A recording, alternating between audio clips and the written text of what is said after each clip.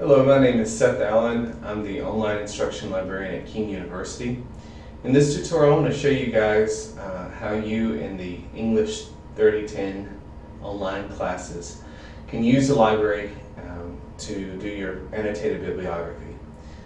So what is an annotated bibliography? Well, it's a bibliography with citations to articles, books, and to websites that also has a little bit of information about it. So you usually with an annotated bibliography, you'll see a citation to a book, an article, or website, and then just a couple of sentences summarizing the gist of that information source. In this assignment here, you are asked to come up with about 20 sources, academic journals, articles, books, and websites for your research project. It specifically asks for 10 relevant articles on your working topic. All right, and it also asks for books. So in this tutorial, I'm going to show you guys how to get started with library research, how to find scholarly articles, and also how to find books in the library.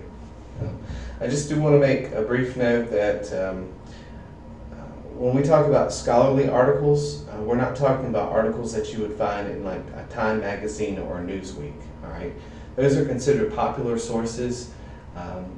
They are written for a mass audience. They're not really written for researchers or scholars in a given discipline. There is a second set of periodicals called journals, academic journals. So when a researcher, when a scientist wants to publish the results of their study, the first place they're going to go is they're going to look for a journal to publish it. So there are a whole group of journals that are for scholars, and they're usually called scholarly, peer-reviewed, or refereed journals. And the reason they call them that is because to get published in that journal, a group of your peers, so other scholars in your discipline, they have to look at your research and they scrutinize your findings, and it's a long, tedious editing process in order to get published. But the result is that you have very reputable information. So, while you can find articles online, you generally can't find scholarly or peer-reviewed articles. Now, that's not so much the case anymore. You have more and more open access journals, but I'm going to focus on how you can use the library. We have access to millions of journal articles that you could potentially use in your research paper. All right, so you'll notice here on the left-hand side in your course shell, there's a link to King Library. All right, and it's just library.king.edu. You don't have to be in Blackboard to be able to use this. You can just type this in your web browser and it pulls up the library homepage. I want you to focus on the subject guides here. The subject guides are a list of the best resources by different disciplines. I notice there's a couple of tabs up here. This one is research guides. These are for very broad disciplines like chemistry or economics or education. There's also one that says course guides. If you click on course guides, you'll see that I put together a guide specifically for this class. All right. There's one that says English 3010 Research and Writing. So, to get started with finding articles, peer-reviewed articles, you want to start by using databases. Okay. You see here, there's a tab that says which database should I use. Okay.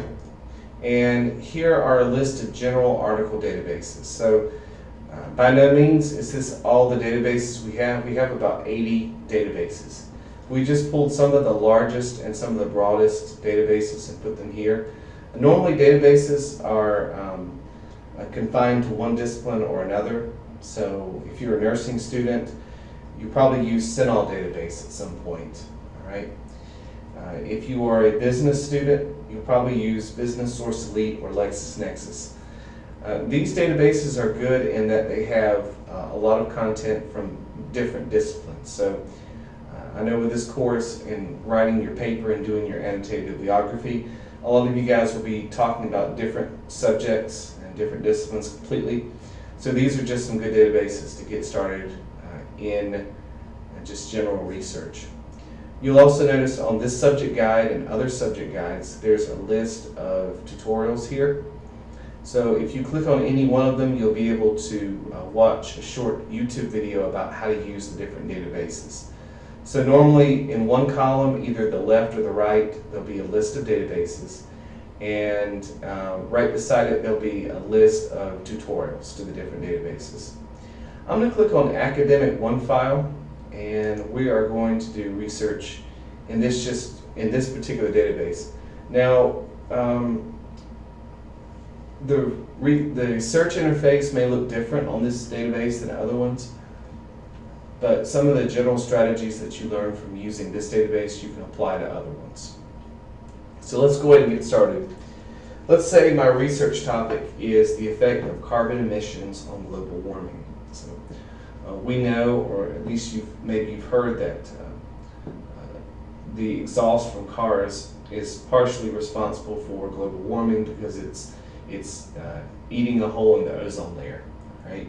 So let's say you want to do research about that particular topic, all right? So how exactly that happens, what is the scientific consensus about carbon emissions on global warming?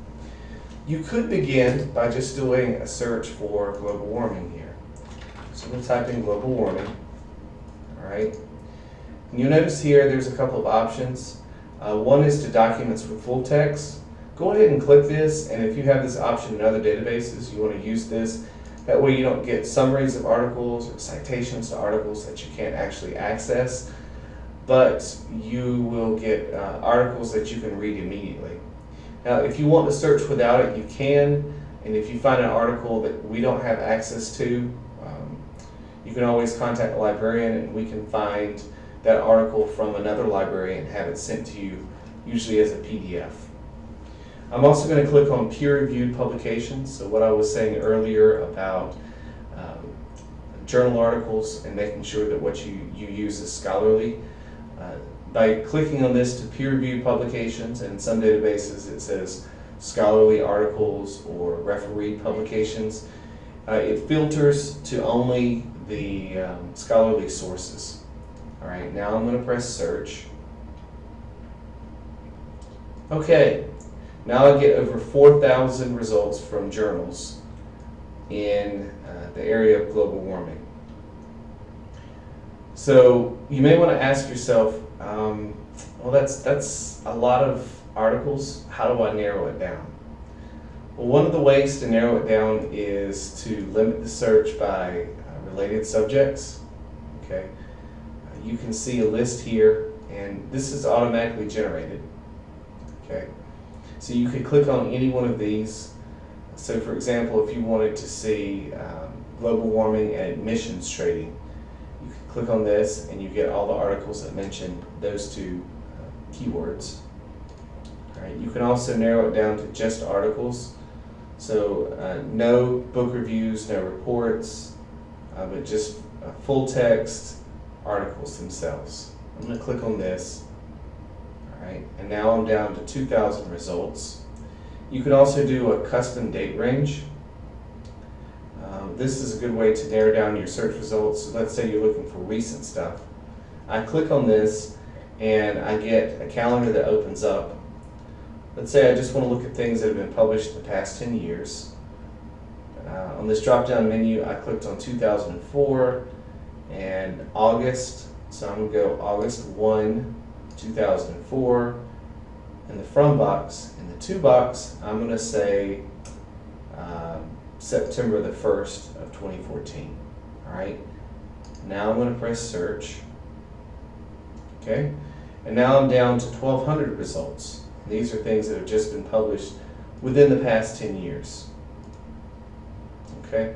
There's still a lot of results. One thing that you can do is to do an advanced search. Whenever you search, so let's say you do a keyword search and you get way too many results, you can click on the advanced search tab and you can type in multiple keywords at once. So global warming,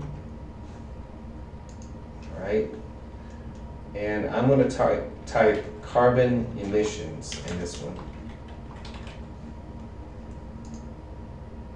Okay, and now documents with full text and peer-reviewed publications. All right, and I'm going to press search.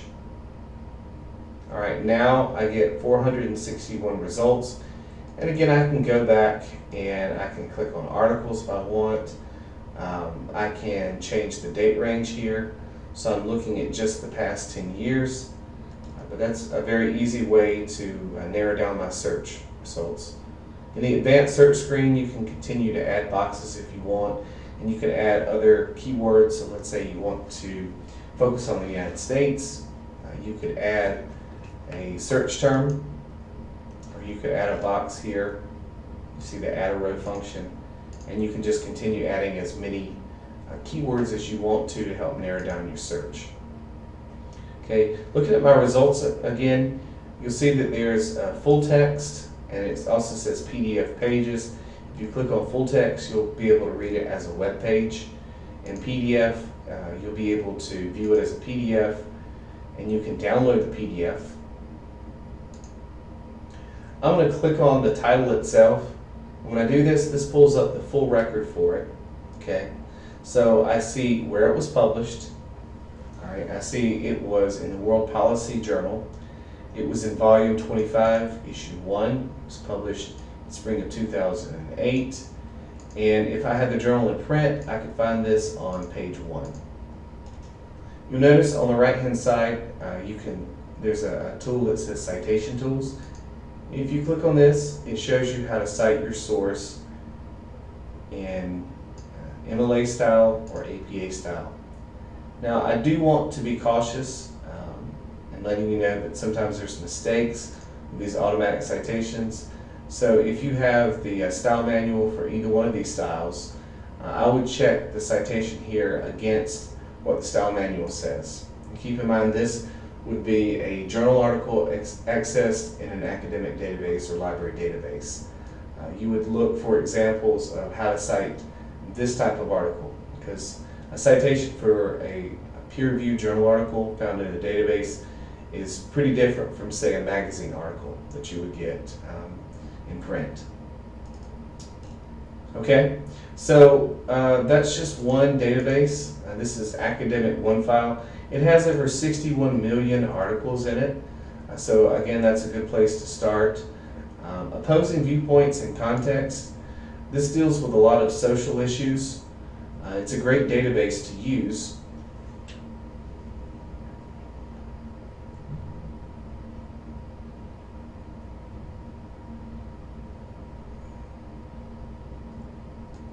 Okay.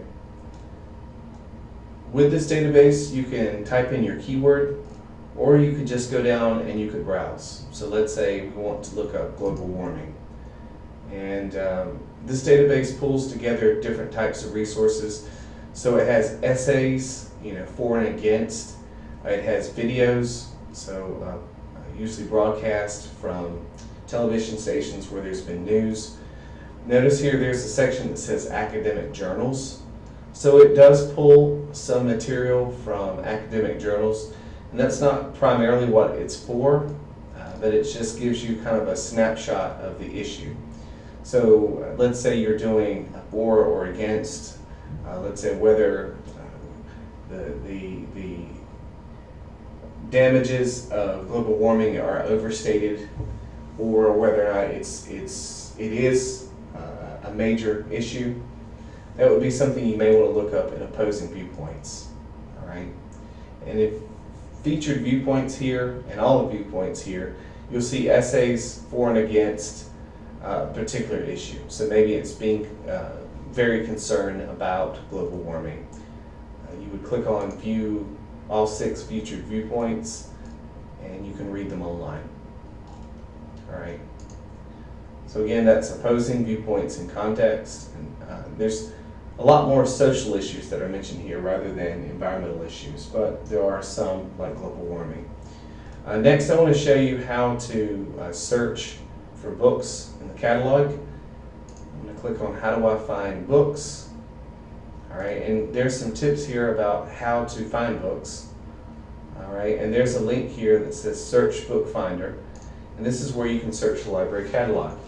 Now keep in mind we have about 60,000 books in print. We have over 100,000 ebooks. So you can search for both ebooks and books in print when you do a search in the library catalog. So I'm going to search for global warming. Press search.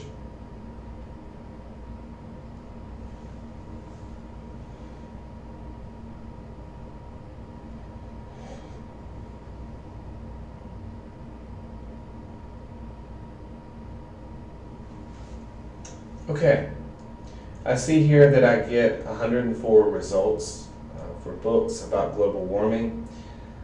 If you'll notice, some of them say status internet. That means it's an ebook. And with those, you'll also see a red E, and that's to let you know that it's an ebook, that it's available online. So if you want to read it, you can click on the title. All right. And access to Gale Virtual Reference for King patrons. Sometimes the link will say something different, but you have to click on the one that says King, and then you're able to read the book online.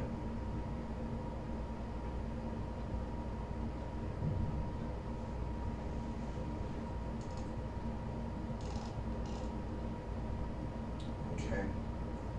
I'm going to click on Table of Contents.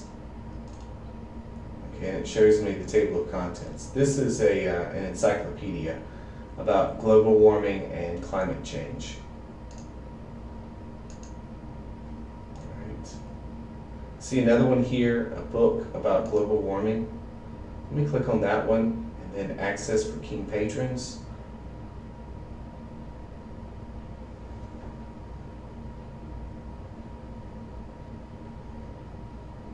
Okay, this is typically what an ebook looks like. You'll see there's a table of contents, and there's an expandable list here. If you click on that, you'll see the different chapters of the book. So let's say I want to start with chapter 1. And you'll be able to read it online. Make sure whenever you want to read ebooks that you're not reading them on Internet Explorer. For whatever reason, the ebooks don't work well with Internet Explorer. All right. You do have the option of downloading the book offline. If you click on that, there are directions about how to download a piece of software. For one thing, you have to have an account within a database. So see here, it's prompting me to sign into my EBSCOhost.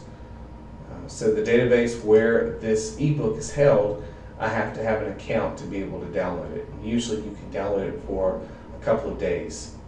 There are instructions on the research guides about how to download ebooks. Okay, so under the English 3010 research guide, under How Do I Find Books, there is a page about how to download ebooks. Okay, going back to the catalog, you'll also see books that we have in print. The stash would say check shelves, and then you notice here there's a call number here. So this is a book in print. If you want to check it out, just write down the call number and you can come to the library and ask the librarian to help you find them, but for sure this would be on the second floor of the library. You can click on the title of any one of these books and you'll be able to get more information about it. So I can see here it's 260 pages. I can see the contents, so they pulled the chapter headings within this database. All right. And I see there's a list of subjects. These are hyperlinked, so if I click on any one of these subjects, I'll be able to see all the related books. So if I wanted to read books about the greenhouse effect, I could click on this subject heading.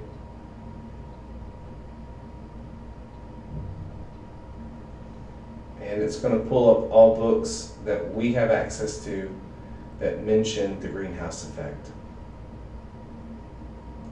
All right, and I see there's 11 books here.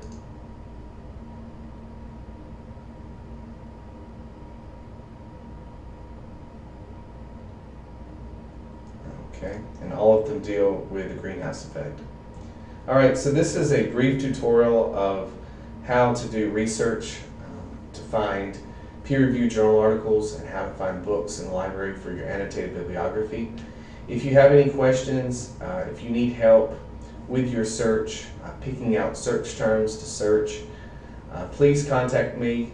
My email address is swallen@king.edu. I look forward to helping you. And again, if you have any questions, please don't hesitate to contact me. Thanks for watching.